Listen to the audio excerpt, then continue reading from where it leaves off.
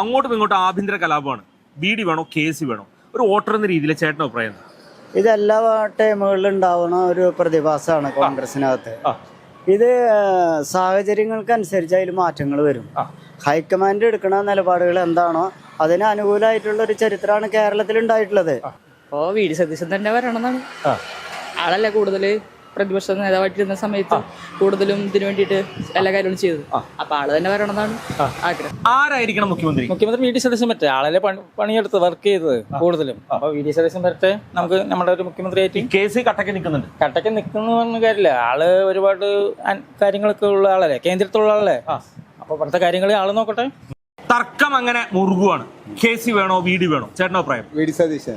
അത് എന്തുകൊണ്ടാണ് അങ്ങനെ ഒരു? അതായത് ഇവിടെ 10 വർഷമായിട്ട് ഭരണം പരാജയപ്പെട്ട് കിടക്കുന്ന സമയത്ത് VD സതീശനാണ് ഇവിടെ ഒരു ഉണർവ് ജനങ്ങൾക്കും പ്രത്യേകിച്ച് പാർട്ടിയുടെ പ്രവർത്തകർക്കും ഒരു ഉണർവ് ഉണ്ടാക്കിയത് VD സതീശനാണ്.